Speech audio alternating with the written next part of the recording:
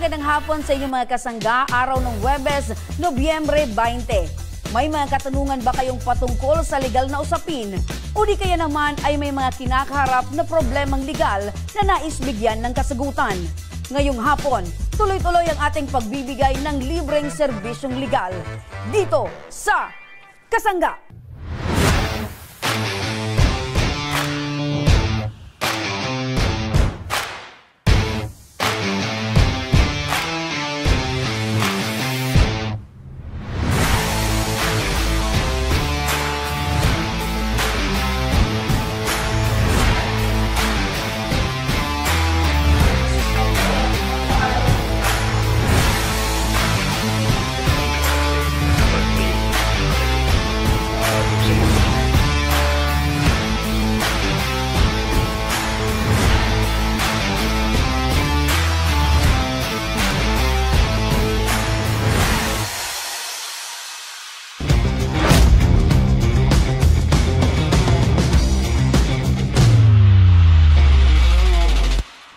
Sa programang ito, mga ordinaryong tao na may kanya-kanyang hinaing sa buhay ang bibigyan ng boses.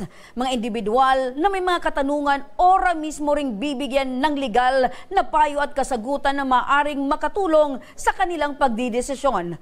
At para sa usaping legal, kakailanganin natin ng isang kasanggang mapagkakatiwalaan at maaasahan.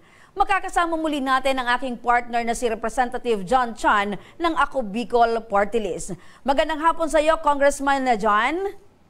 Magandang hapon po, Ma'am Remy. Kamusta po kayo? Okay naman po, Congressman. At kayo po, kumusta po ang inyong araw? Okay naman po. Ito, actually, first week natin in Congress. And siyempre, hit the ground running tayo. So marami tayong ginagawang mga research, mga pag-aaral para sa mga batas na gusto natin maipasa. Opo. Dahil dyan, Congressman John, good luck po sa inyong trabaho bilang congressman. At ngayon po, Congressman John, handa na tayong sumagot sa mga usaping legal ngayong hapon, attorney? Yes po, handang-handa na po, Ma'am Remy.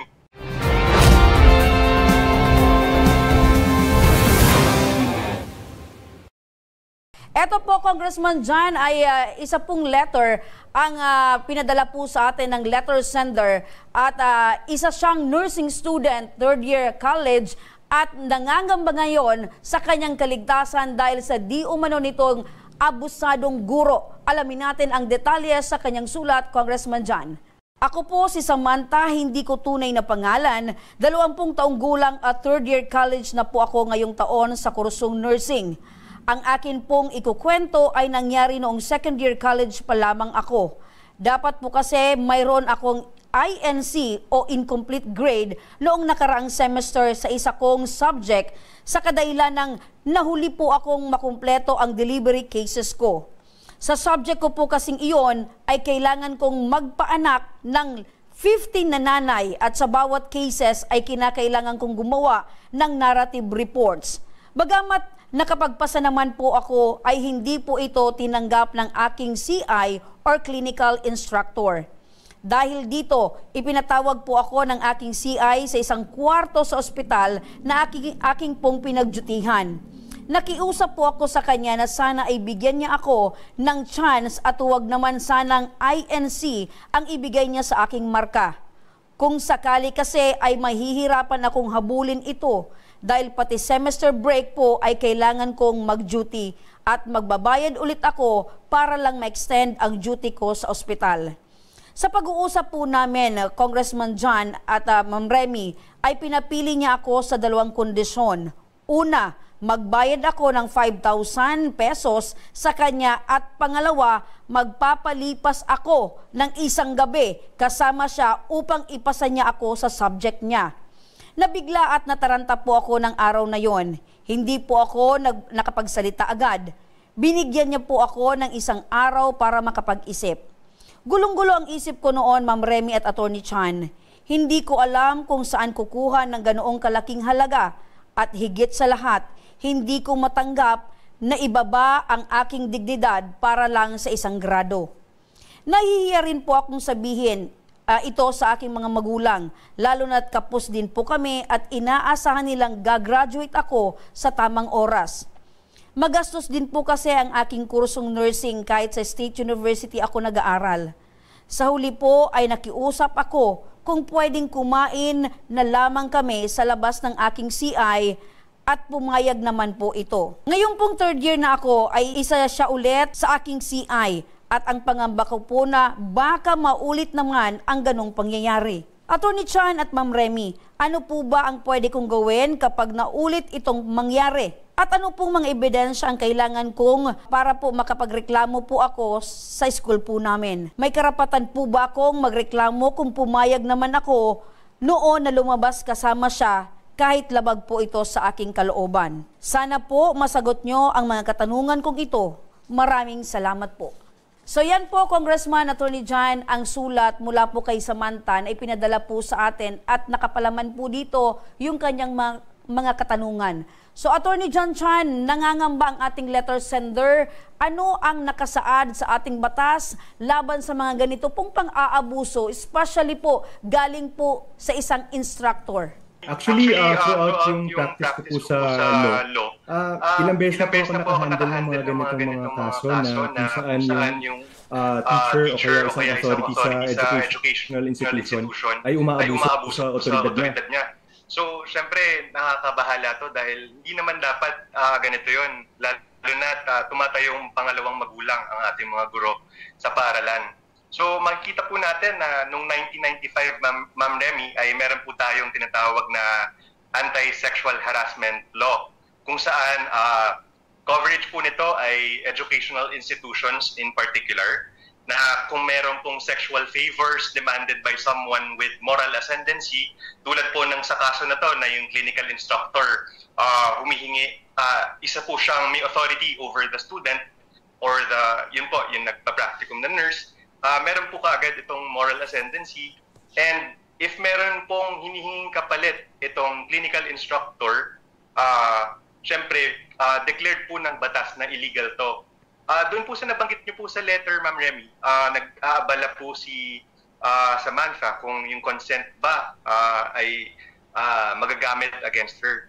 Kasi syempre, pwede nating sabihin nag-a-apply ang doctrine of estoppel, or sabihin po nito ay pag may ginawa pong act or statement ang isang tao, hindi na po niya pwedeng ma-assert yung karapatan niya dahil parang nag-agree siya. Pero in this case, sinasabi po ng batas na consent is irrelevant. Ibig sabihin po, kahit pumayag siyang mag-dinner, the fact na nag-abuse po ng authority yung clinical instructor over the student, enough na po to constitute sexual harassment. Tapos, Ma'am Remy, actually, di ba 1995 po ito, meron naman po tayong pinasang batas noong 2019 na tinatawag po na Safe Spaces Act or sa Republic Act 11313. Or tinatawag po natin to yung Bawal Bastos Act. So, sa bawal bastos na law, broad po yung coverage nito. So pinoprotektahan po nito yung mga estudyante and all forms of gender-based sexual harassment, meaning pag nasa public spaces, pag nasa company setting or employer-employee setting, meron pong protection na rin po ito. So from 1995 na specifically for educational institutions, ngayon po ay lahat ng forms of gender-based sexual harassment covered na. So dito po sa pinag-uusapan po nating kaso, may karapatan po si Samantha magreklamo rin sa eskwelahan niya or yung tinatawag po na Committee on Decorum and Investigation.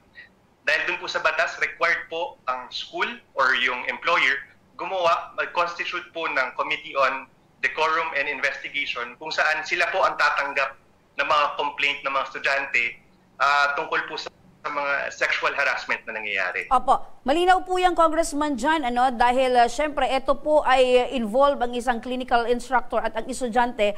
So maari po itong magreklamo mismo itong si Samantha doon mismo sa kanilang eskwelahan. So ngayon, para sa kaalaman, Attorney John Chan, lahat anong klaseng ebidensya po ba ang pwede pong ilaan or ipresenta po ni Samantha para po itong reklamo niya ay maging formal at tuluyan pong masampahan ng kaso ito pong clinical instructor?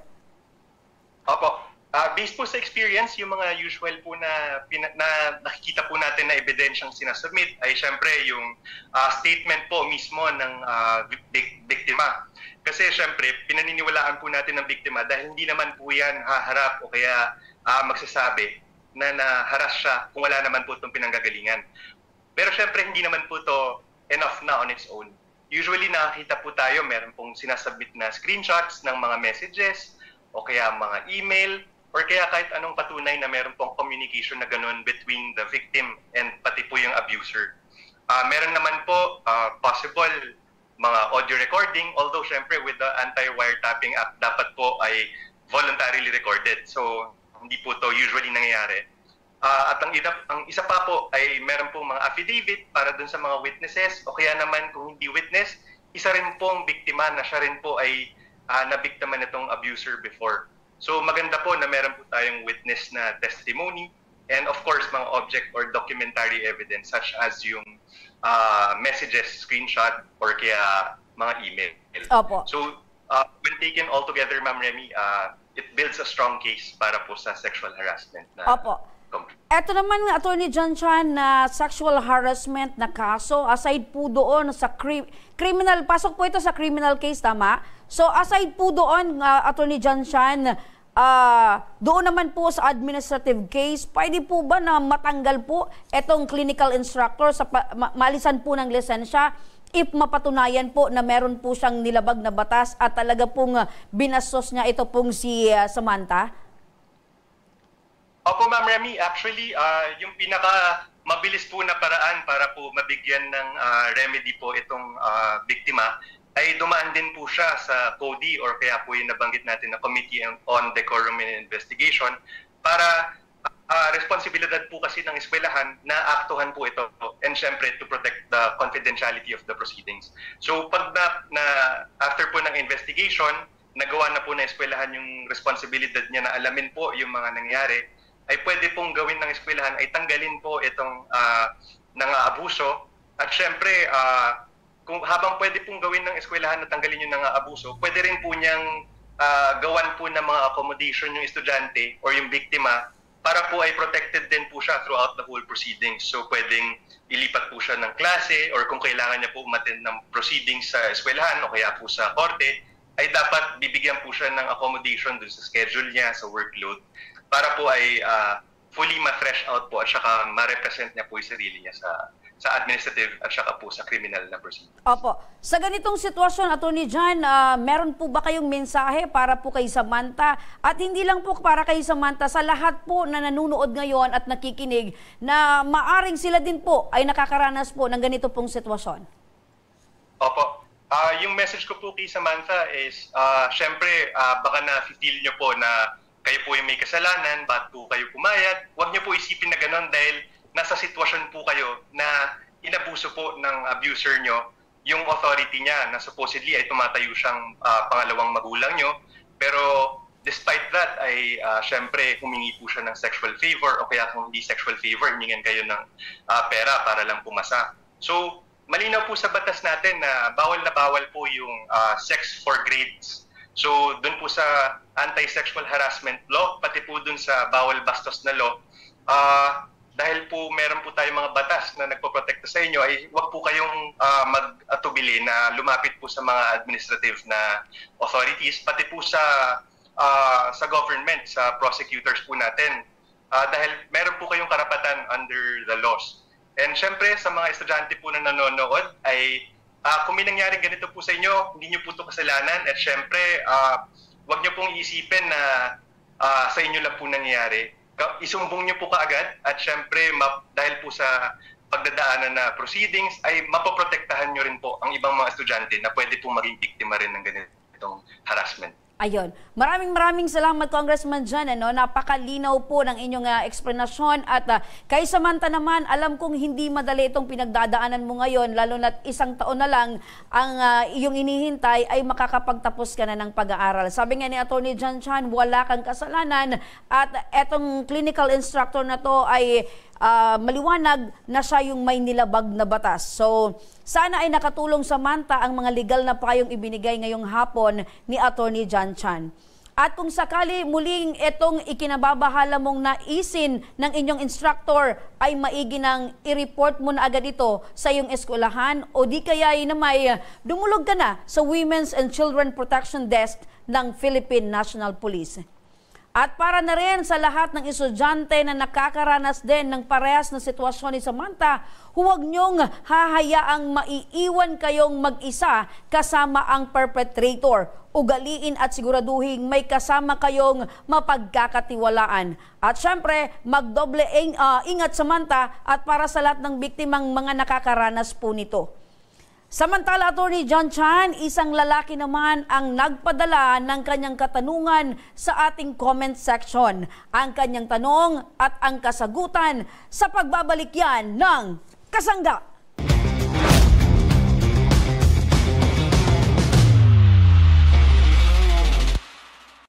Daan-daan na po ang mga nakapagtapos at may mga kanya-kanya ng propesyon. Sa kanilang pagpupunyagi, walang masidlan ang kanilang mga ngiti. Yun at sa Gabos, nagpapasalamat po ako sa AKB. Gusto ko lang po magpasalamat sa Ako Bicol sa opportunity na tigtatao po araw po sa kuya na estudyante.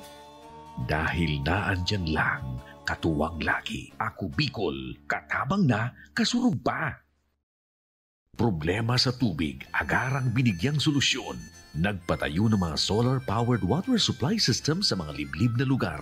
Libre, malinis at maaasahang supply ng tubig 24/7. Ako lang ng pagpapasalamat niya mo dahil may ikamalilingan habang kami nabubuhay. Ako lang nining tabang para sa Gabos na tao digdi. Salamat po. Para sa ating mga kababayang nasa laylayan, Ako Bicol, katabang na, kasurog pa. Ka-aksyon! Nais mo bang maging parte ng aming production team? Kahit nasa Albay, Sorsogon, Catanduanes, Masbate, Camarines Norte, at Camarines Sur, maaari kang mag-apply.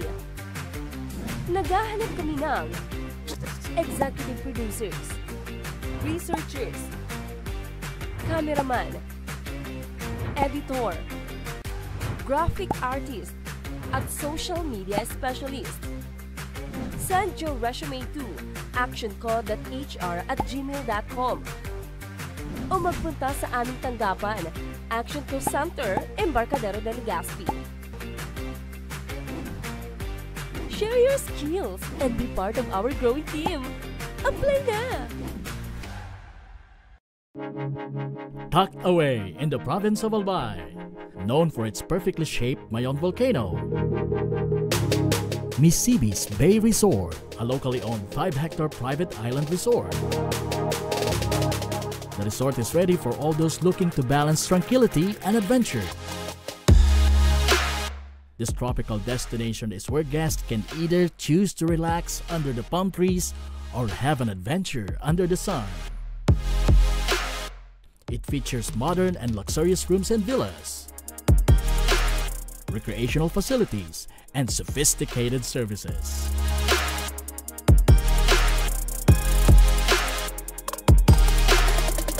Come and experience Misibis Bay Resort, your tropical island getaway.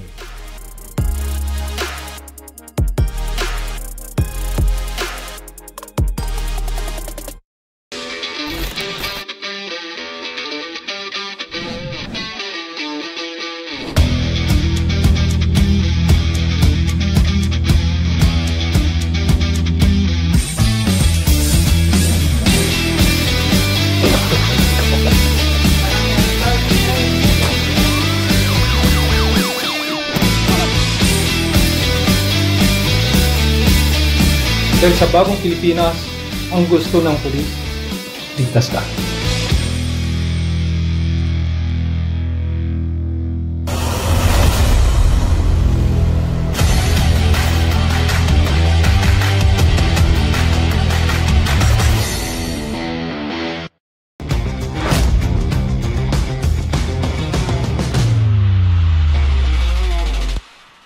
Nagbabalik ang Kasangga. Kasama pa rin natin si Attorney John Chan, sasagutin natin ang tanong ng bayan.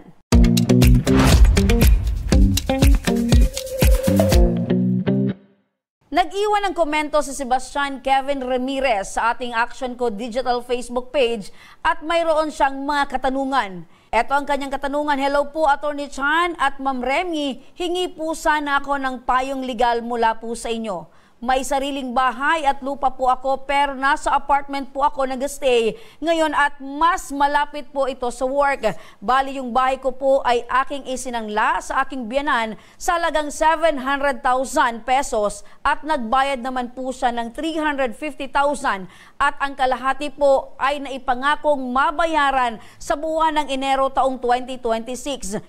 Ngunit nito lamang August, tila nag-iba ang pagkakaintindi niya sa aming naging usapan at pinaninindigan niya na ang bahay na aking isinangla sa kanya ay kanya nang binili. Pinapaalis na po niya ang mga gamit namin dahil may plano raw siya iparenovate na ang bahay.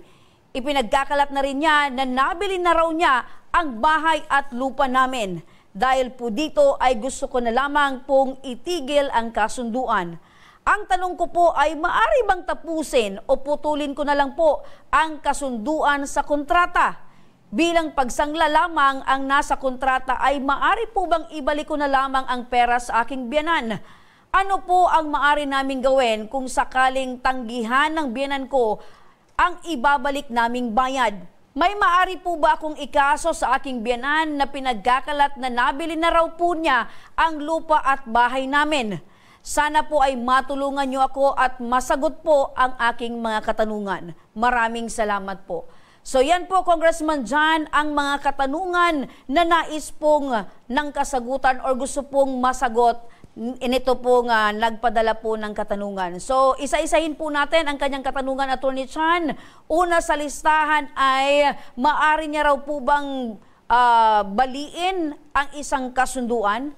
Actually, Ma'am Remy, magandang mapag-usapan natin yung difference between sangla at saka benta. Dahil doon po sa napag-uusapan po nating kaso ngayon, ay mukhang may disagreement po between him at saka yung nanay niya tungkol doon sa status po ng kontrata.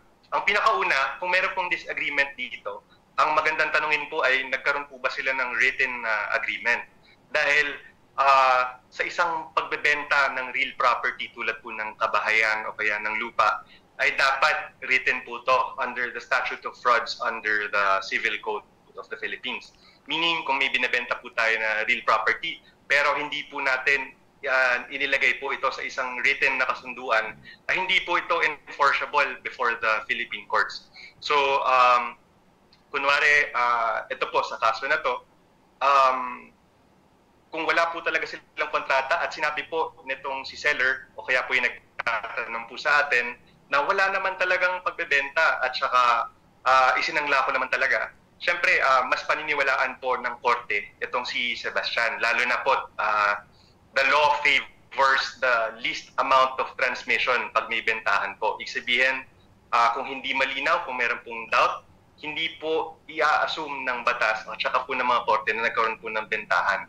And in this situation, dahil po it appears wala po silang contract or malabo po yung contract, hindi po siya automatically or hindi po magiging malakas yung claim na nagkaroon po ng bentahan.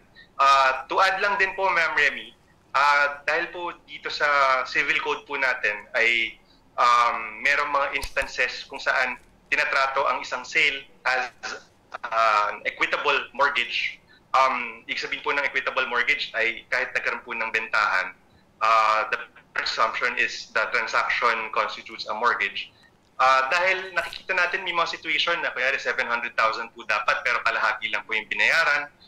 Yung mga ganitong mga situations po, tinitignan po ito ng korte as walang bentang nangyari talaga.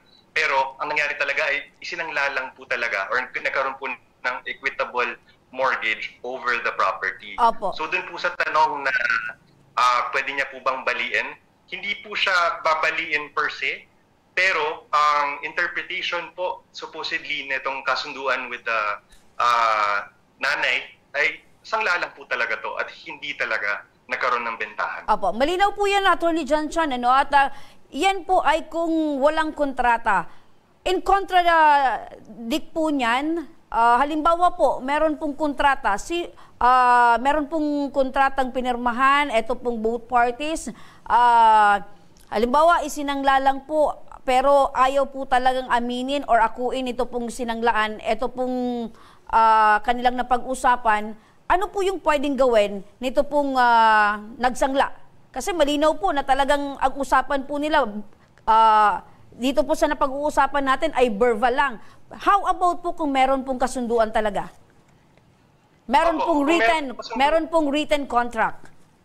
Opo, kung meron po silang written contract at saka malinaw po doon na nakasaad na sangla lang po talaga ang nangyari, meron po tayong tinatawag na concept ng pactum commissorium o kaya bawal po na yung pinagsanglaan ay bigla na lang aakuin yung ownership ng isang bagay. Hindi po to valid na agreement under Philippine jurisprudence at under Philippine law dahil subject to abuse ito at syempre iniiwasan po ng mga mambabatas natin na magkaroon ng mga ganitong circumstances. So pactum commissorium kung saan pwedeng akuin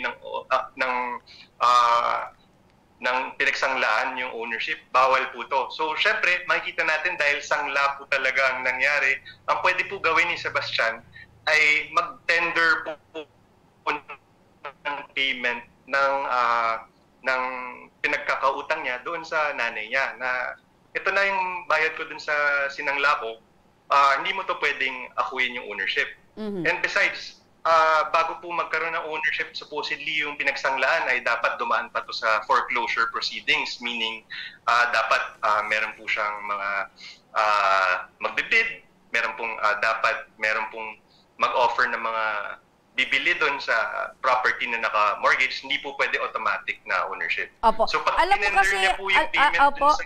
Alam mo kasi po, Attorney John Chan, marami pong mga sitwasyon ngayon or mga senaryo na meron talagang nagsangla, tapos merong sinanglaan, na dahil malaki na yung nabitawan na pera, parang pino-force na nitong nasanglaan na okay, ibalik nyo na lang yung perang ibinigay ko sa inyo. Ngayon, pag hindi kayang ibalik nitong nagsangla, parang ang gusto talagang mangyari nitong nasanglaan, ay akin na yung pag-aari ko na yung lupa or kung ano man yung na material na naisangla. So, nandoon po yung tinatawag na fino-force po yung nagsangla. Opo. At saka, syempre, hindi po pwede yun dahil sangla po talaga. Hindi po pwedeng akin na lang basta yan, wala po tayong pagdadaanan ng mga legal proceedings dahil very unfair po yan at saka labag po yan sa batas. Opo. Attorney John Chan, pag meron pong mga tao na ganun po na talagang hindi po sumunod sa mga naging kasunduan or kontrata or eto po na nag-breach of contract, ano po yung pwedeng mangyari po sa nag-violate or nagbalga po ng kasunduan? Opo. Pag nagkaroon po ng breach of contract, yung pwede pong gawin nitong naging yung biktima po sa breach ay mag-file po siya ng civil na case before the Philippine courts kung saan ipapa-enforce niya po yung kontrata sa korte. So kung hindi po ma-enforce outside court, syempre dapat idaan po natin sa korte at doon po, pag siya po ay nanalo, ay pwede rin po siya humingi ng mga damages mula doon sa nag-violate or nag-breach po ng contract. So meron po actual damage. So kung ano po talaga yung mapatunayan na naging monetary na consequence or monetary na damage doon po sa naging biktima. Tapos isa pa po ay pwede may mga iba po pong klase ng mga damages na pwedeng ihatol po or i-enforce i-impose yung korte dito po sa nag-breach ng contract. So may iba pa po tulad ng moral damages, meron pong mga exemplary damages para hindi na po ulitin itong violator yung ganitong pag-breach ng contract. So may ganun recourse po tayo sa Philippine courts. Okay. So meaning to say, eto pong kasong ito or problema ni Sebastian ay pwede niya na pong idiretso sa korte para naman po yung kasagutan, yung kanyang pong hustisya para po dito sa pinoproblema niya po ay makuha niya na po through the decision of the court. Yes po, Ma'am Remy. And based po dun sa facts ay syempre mukhang meron pong laban po talaga to dahil may kontrata at saka meron po siya talagang malinaw na intention to mortgage or magsangla ng property. Opo. With that po, Attorney John Chan, maraming salamat po. Napakalinaw po at talagang eto pong si Sebastian ay nabigyan po natin ng linaw. Eto pong kanyang indidulog po sa atin. At solamente po ay eto pong kasagutan ay makukuha niya pag ito po ay isinampa niya ng reklamo or kaso sa korte. Samantala, Attorney John Chan, isang klase naman ng pananamantala ang pag-uusapan sa ating pagbabalik. Mahilig ka bang magpunta sa mga mall o mga kilalang pamilihan or pasyalan? Ikaw ba ay naka-witness ng mga grupo o individual na lakas loob nakakapagnakaw ng mga paninda? Isa ang shoplifting sa mga madalas ng krimen sa ating bansa.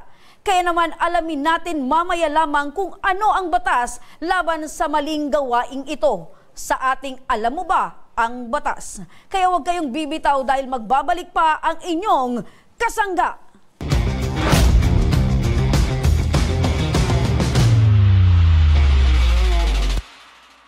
Daan-daan na po ang mga nakapagtapos at may mga kanya-kanya ng propesyon. Sa kanilang pagpupunyagi, walang masidlan ang kanilang mga ngiti. Yun at sa Gabos nagpapasalamat po ako sa AKB. Gusto ko lang po magpasalamat sa Ako Bicol sa opportunity na tigtatao po arog po sa kuya na estudyante. Dahil naandyan lang, katuwang lagi. Ako Bicol, katabang na, kasurug pa.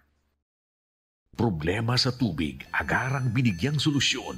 Nagpatayo ng mga solar-powered water supply system sa mga liblib na lugar. Libre, malinis at maaasahang supply ng tubig 24/7. Dakulaon ang pagpapasalamat niya mo dahil may ikamalilinguan habang kami nabubuhay. Dakulaon nining tabang para sa gabos na tao digdi. Salamat po. Para sa ating mga kababayang nasa laylayan, Ako Bicol, katabang na, kasurug pa. Ka-aksyon! Nais mo bang maging parte ng aming production team? Kahit nasa Albay, Sorsogon, Catanduanes, Masbate, Camarines Norte, at Camarines Sur, maaari kang mag-apply. Naghahanap kami ng executive producers, researchers, cameraman, editor, graphic artist, at social media specialist. Send your resume to actioncall.hr@gmail.com o magpunta sa aming tanggapan, Action Call Center, Embarcadero de Legazpi. Share your skills and be part of our growing team. Apply na! Tucked away in the province of Albay, known for its perfectly shaped Mayon volcano, Misibis Bay Resort, a locally owned 5-hectare private island resort. The resort is ready for all those looking to balance tranquility and adventure. This tropical destination is where guests can either choose to relax under the palm trees or have an adventure under the sun. It features modern and luxurious rooms and villas, recreational facilities, and sophisticated services.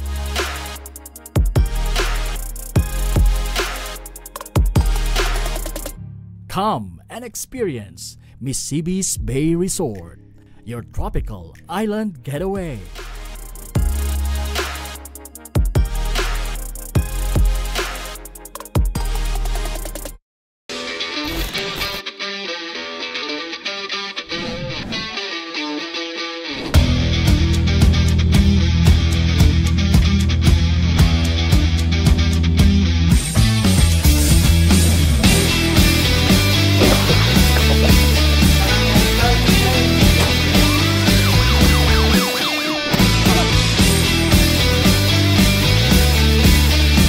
Dahil sa bagong Pilipinas, ang gusto ng pulis, ligtas ka.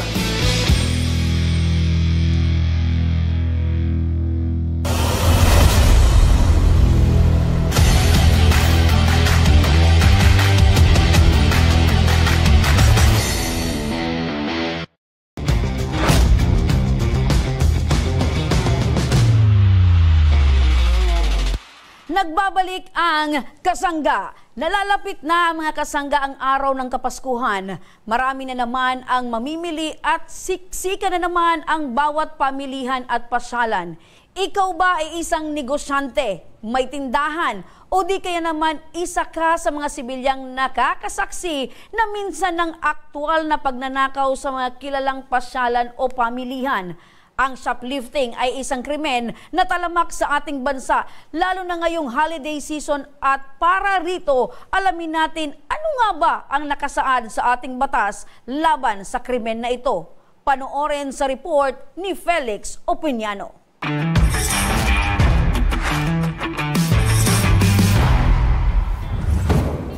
Saan madalas magtambay ang mga Pinoy? Di sa mall. Isa sa pinakapopular na tambayan ng mga Pinoy sa Pilipinas ay ang mall. Dahil halos lahat yata ng kailangan mo ay nandito na. Perfect place for family gathering dahil kompleto sa kainan, magandang pasyalan, may mga sinehan at higit sa lahat, may aircon. Sa inalabas ng press release ng isang mall noong ika-12 ng Marso ngayong taon, umabot sa mahigit 5.2 milyon na katao ang pumupunta sa mall araw-araw, nangangahulugan na mayroong positibong nangyayari sa ating ekonomiya. Halimbawa, ang pagkakaroon ng job opportunities. Pangalawa, multiplier effect. Pangatlo, pagkakaroon ng malakas na purchasing power ng mga Pilipino. Ngunit sa kabilang banda, ang mga matataong lugar tulad ng mall ay nagiging puntahan din ng mga masasamang loob. Ang shoplifting ay maituring na isang opportunity crime dahil madalas itong nangyayari kapag may mga pagkakataon at kakulangan ng presensya ng seguridad. Ito ay isang uri ng pagnanakaw na tumutukoy sa pagkuha ng mga paninda sa loob ng tindahan o mga establishmento. Madalas itong nangyayari sa mall, department store, supermarket, grocery stores at iba pang establishmento kung saan maraming tao. Dito lamang ika-19 ng Marso, isang ginang ang inaresto ng mga pulis dahil sa pagnanakaw daw nito ng mga paninda na nagkakahalagang 12,100 pesos. Sa ganitong sitwasyon, ang sinumang mapatunayang sangkot sa ganitong klase ng krimen ay maaring sampahan ng kasong theft sa ilalim ng Revised Penal Code Article number 308 at 309. Mga kasangga, alam kong mahirap ang buhay, pero sana lumaban tayo ng patas. Ako si Felix Opiniano, nagpapaalala, dapat alam mo ang batas.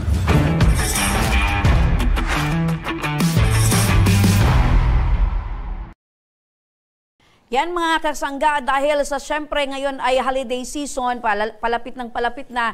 So marami na naman yung mga kababayan natin ang mapangsamantala. Kumbaga hindi sila lumalaban ng patas, kaya sa pagiging shoplifter, sa pag-shoplift, yan ang kanilang ginagawa para mabuhay ang kanilang pamilya. So alam natin na mali ito sa ating batas, kaya balikan natin si Atty. Chan para malaman natin kung meron ba, meron po bang mga kaso, ano po ba yung mga kaso na pwedeng kaharapin ng mga taong gumagawa ng ganitong maling gawain. Atty. John Chan, meron ka po bang paalala sa ating mga manunood? Ano nga po ba ang maaring kaso or kaharapin ng mga taong shoplifter? Opo, Ma'am Remy. Actually, makikita po natin sa mga tindahan, maraming beses makikita natin may nakalagay, shoplifting is a crime. Actually, shoplifting is considered as theft under the Revised Penal Code. This is under Article 308 of the Revised Penal Code.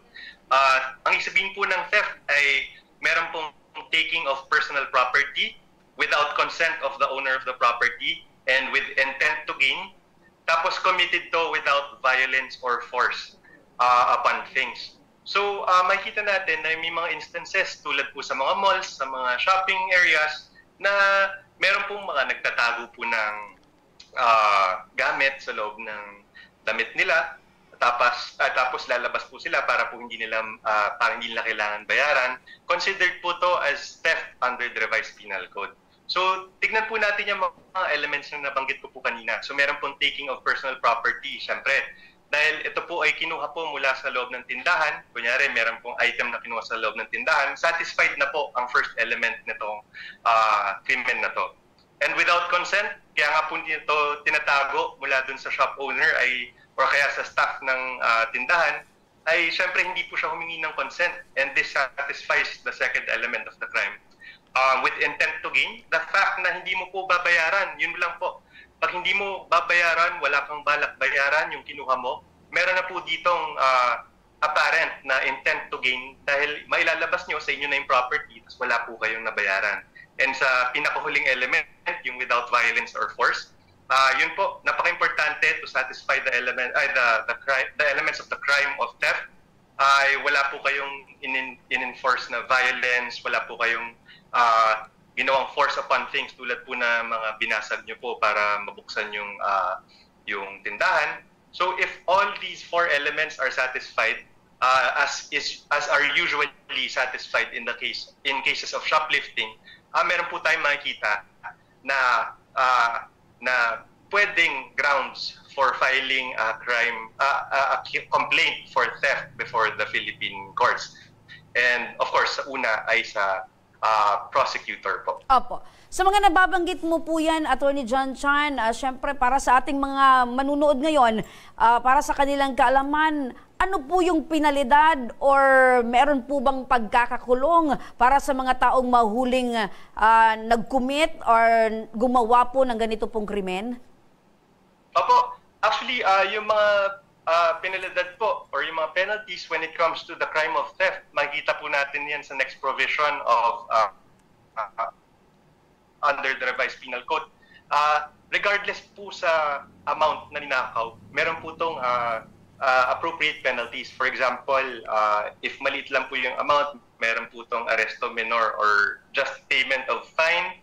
Arresto minor meaning just 30 days na pagkakakulong up to 10 years po pag kunwari malaki na po yung halaga na ninakaw or naging subject of theft. So meron pong imprisonment na ipinapataw po dito sa kaso na ito. Okay. So ano po yung comment niyo po, Attorney John Chan, doon po sa nag-viral po sa social media na isang tatay po na nahuli dahil kumuha po ng gatas para sa kanyang anak, walang pera itong tatay, pero nung nahuli po, ang ginawa po ng pulis ay pinalaya po itong tatay at siya na lang po yung nagbayad ng halaga po ng gatas or ng halaga po ng ninakaw po nitong tao doon po sa mall. Opo. Actually, nakakalungkot po na marami po tayong mga kababayan na nakikita natin na dahil po sa desperasyon ay napipilitan siyempre gumawa ng mga ganitong bagay na krimen para lang po masuportahan yung kanilang pamilya. So yung comment ko po doon sa nag-viral ay actually kapag po ang ninakawan o kaya po yung tindahan na nanakawan ay pumayag naman po na hindi na mag-file ng kaso against doon po sa perpetrator o kaya doon po sa akusado, ay pwede po ito dahil po wala pong magpa-file sa korte or wala pong magpa-file sa prosecutor ng crime of theft.